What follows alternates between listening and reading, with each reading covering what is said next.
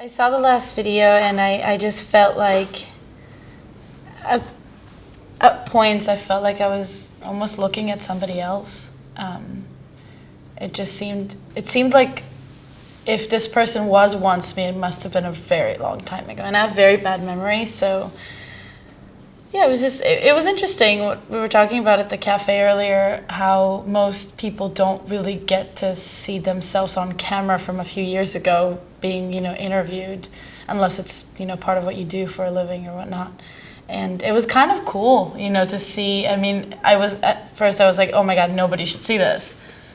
But looking at it a few more times, it was just kind of cool to see yourself as a child, and really all of a sudden remember all those things you're talking about. I think I was talking about my boyfriend or something, and just moving to New York and Israel and my family and stuff, and the whole perspective was very different than what it is now, and it was just interesting to see it. That's all. It's kind of like a self-study. What have I done? I dropped out of school and just started working and kind of figured out what I wanted to do, and figured out that working is probably what makes me the happiest. I'm not so much of a going out person or a relationship person, and just been doing that, kind of really trying to talk less and learn more from other people. And yeah, I've been shooting a lot of my own stuff, which has been really fun and engaging, and kind of fulfills my life in its way. And yeah, I think I've just been working a lot. I don't think I did anything remarkably exciting, but it's exciting to me, so it's just not so much of a fable. I have like mini fables, but hoping to create new fables in the summer. So fables.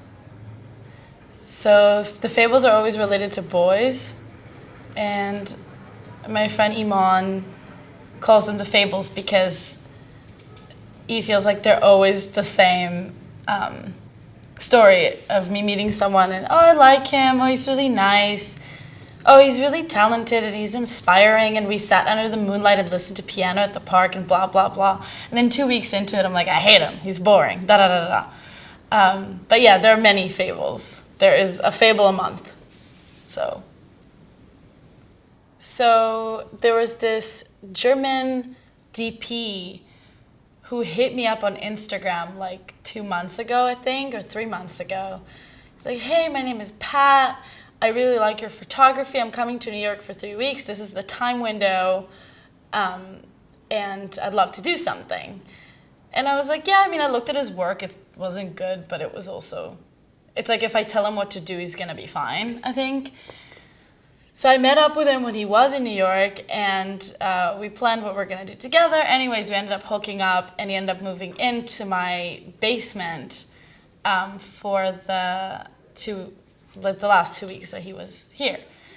And he was, I mean, we like hung out. It wasn't like anything emotional or anything like that, but it was funny because he kept shooting on this wide-angle lens. We ended up doing a few projects together, and he used this like ugly 11-16 and shooting people from a low angle. I was like, what, dude, what are you doing? It was really bad. And he's like, no, trust me, this is beautiful. Yes, this is beautiful. And I was like, me and my friends were like, oh, okay, well, if you think so. But we shot a project together, and I just hated it. But anyways, I mean, I didn't really want to break his heart because, I don't know, he was nice and like enthusiastic about the footage and really liked what we did. And I was like, okay, I can be bitter me back in a week when he leaves, and it's fine. And then 2 days ago, I get this direct message on Instagram from some really pretty girl, and she's like, hey, this is Pat's girlfriend or ex-girlfriend now. I just want to let you know that this whole time he's had a girlfriend, he's lied to you, and he was also hooking up with this other girl who lives in New York, and it's just who I know. And it was just really funny because he's like a 4 without tattoos. He's like a 2. He shoots on a fisheye and like lying to these 3 girls that are all too good for him. And it was just really funny. I'm not hurt or anything like that. I didn't like him like that, but I was just surprised, like just the audacity of him, you know, doing that. So I wrote him this really mean, like, "Hey Pat, I hope you acquire a better taste for behavior, romance, and cinematography. And also, I hope you drop your fisheye in the closest lake." It's something mean and funny and short. And I've been getting like drawn calls every day since. I just like blocked him on everything. But that was the recent fable. And also the other photographer he was hooking up with, contacted me and she was like, "Wait, what the fuck? That was you this whole time?" I was like, "Yeah." It's just very weird.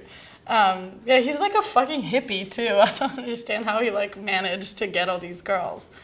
But yeah, that was the recent fable. Yeah, it's just always the same thing. It's like I feel like I'm just unable to fall in love with people for whatever reason. But I really like them at first. And then I don't know. I also feel like I always choose those boys who are kind of lonely and kind of bored and kind of like how I'm doing a whole bunch of stuff all the time and it motivates them to do things, I guess. I don't know, but they're really similar. I think I attract the same kind of person over and over. And yeah, and it's always just like meeting someone and being really into them and completely erasing my friends and erasing what I'm doing for a week or two and just spending a lot of time with those people and then completely falling out of it one morning and then never talking to them again. And it's really offensive when people do that to me. It happened to me like twice this year, 2 different guys. But it doesn't stop me from doing it back to them. And I'm always like, ew, okay, so they feel to me, those 2 guys felt to me what I feel to all those people, which is just like, oh, please don't talk to me again. Like, this is awful. I mean, but I guess it's natural. I guess it happens to everyone. But yeah, so they're always the same. I mean, it's just always the same thing. Well, I tend to go for guys who are skinnier than me and way prettier than me. And so it's funny, like, sharing this tiny space with someone. It's just like you have to kind of cuddle them. But I always feel like I should probably physically date people who are a little bit bigger than me so I can, like, not have to be the man all the time. But I don't know. It's just the same kind of people over and over and over again. Skinny, feminine, graceful, not aggressive, quiet, smart, and I'm just like blah, blah, blah, blah, blah, blah, blah, blah, blah, and I'm bigger than them and talk a lot. It's just funny. It's just very, I don't know. It's just so repetitive that it must be a thing. I just don't know what it is. They're all very muesli. I think they have that in common, a few of them at least. People that inspire me, at least for, a week or two. Like music, a lot of them are muses, muesli, I don't know if that's a word. It is now. But yeah, just calm and graceful and just inspiring to me, at least at a certain time. So I have a lot of past with people who are a few years younger than me and then much older than me. But I don't think I've dated anyone my age in, I don't know, since like high school or something like that. Not even then, I don't think. 4 years younger than me, 3 years younger than me, or like 10 years, 15 years older than me. One of the main problems that I'm still having as someone who moved here at 18, I don't know a lot of like what certain things sound like. What in terms of language, I do have a language barrier. It's just not very visible, which is actually worse because I'm expected to know certain things or say things a certain way that when I don't, it's kind of like, oh. And I thought just my storytelling skills were very, I don't know, it was not very good. And I mean, I might think the same way about this footage too, you know, in a couple years, which is good, I guess. It shows progress. But besides that, I was also once really excited, trusting, happy to be anywhere human being. And I think I'm still that person, just a lot less, and not in a bad way. I'm just, I don't know. I've kind of seen a lot more since then, so I don't know. I'm not as excited about most things, which is natural. But yeah, I was just a very fresh person from a far country moving to New York, and now I'm something else. I don't know what am I now? I don't know. I know that's gonna be the next question. What are you now? I'm still figuring it out. I think it's gonna take a few years. I'm confused. I'm not one of those people who knew what they wanted to do from age 0. I thought I did, but I don't want to do film or anything like that. So I'm still figuring out what I want to do, and I know that what I want to do is what's probably going to occupy most of my time for the rest of my life, because I'm a bit of a workaholic kind of person, but I still don't really know what it is. I mean, I shoot a lot of, I've been shooting a lot of editorial work and a lot of tests, and I do like fashion photography a lot. It's really fun. I just, I don't know that much about it yet, so that's a journey on its own. And it's always weird seeing people, a lot of people, especially doing that, start very young and know what they want to do from a very young age, and I'm a bit off the grid in that sense. So some days I feel like it's really bad. Some days I feel like, I'm too old to be like still changing my mind about things, and other times I'm like, okay, this is a very American problem. I'm only 24. I'm fine. But I'm lucky to have friends that I really look up to and respect, and hear their feedback, good or bad, about anything I do. I think that's really lucky. That's something I didn't have before. I've always been surrounded by people that kind of admired what I was doing because they were I was like underdating and whatever underdating equivalent to friends is, and now I feel like I happen to be a lot of the time the least clever person in a room, or I don't know, just I really respect my friends now, which are new people I met. So yeah, what am I now? I don't know.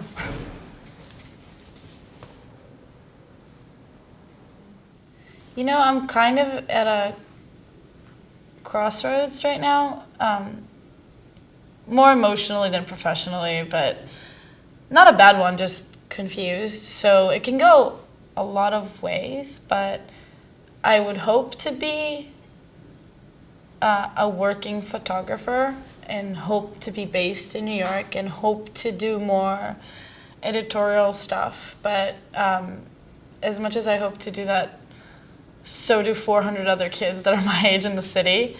So if that does happen, I would be very grateful, I think, and work very hard. But realistically, I think if that doesn't happen, I'm probably going to work in production, and hopefully on the more creative stuff like music videos or films, or even documentary, like anything that's not super commercial. And yeah, I've been doing that for like 2 years, and I'm pretty good at it. I keep getting hired. So realistically, I think that's something I could do for a living. And just for myself, I hope to really travel a lot. And there's so many things I want to photograph that I think no one has before. I mean, I know because I know Israel, and I know the photographers in Israel. There's not that many, and I feel like a lot of them focus on very different things than what I would do if I were there. So I'm actually hoping to go there for at least a year, or 10 months or something, and just shoot all those things I have on my mind, because nobody else will do it, and not for really a political or social I mean, not for, it's just for a personal reason. Really, I just want to shoot there. But yeah, that's something I'm hoping to do. We'll see if that happens. And yeah, I'm hoping to still be, based here for the most part.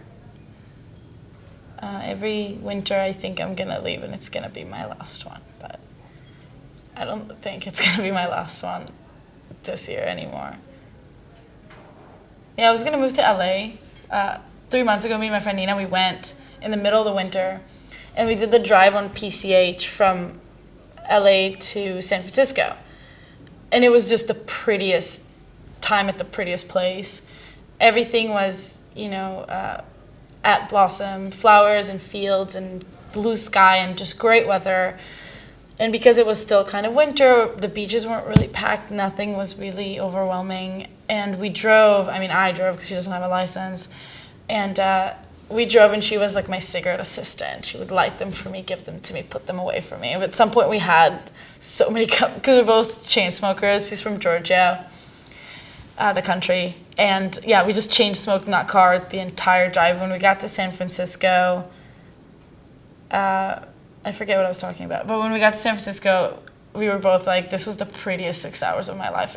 It really was. I mean, to a lot of people it's not exciting, but for us, coming from like the snowstorms here and going there to a blue sky, like I took a photo of her in a field of flowers, like doing this or something, and we uploaded it to Facebook and tagged it at Myrtle Wyckoff in Brooklyn, and like people unfriended us. It's like people were so upset. It was so disgusting here. But yeah, I don't know. We were thinking about moving, and we left all of our clothes there. I left camera equipment, she's a stylist, she left all of her clothes there. So we basically left our most important things there. And we came back in on February 5th to wrap things up in New York.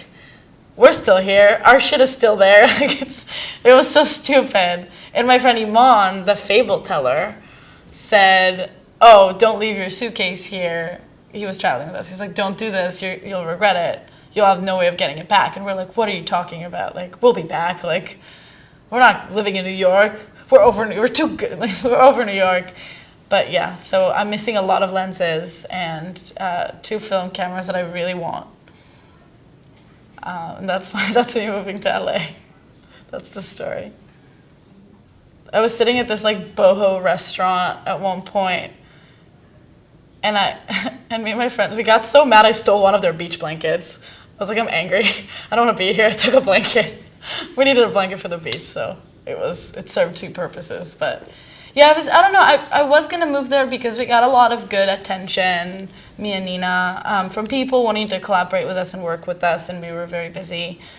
And it was nice weather, and it was kind of quiet, and I was really sick in the winter, and I was not doing very well. So it was a nice break from my problems here, but blah, blah, running away from your problems is the whole thing. I mean, it worked for me before. I ran away from my problems to here, and it worked. I mean, they're gone. But, yeah, LA is just not a place to run away to unless you're, I don't know, unless you want to work as a hostess somewhere and shoot yourself with palm trees. I don't know what people do. I don't know, have a dog and a boyfriend. I don't know what people do there. I really don't know.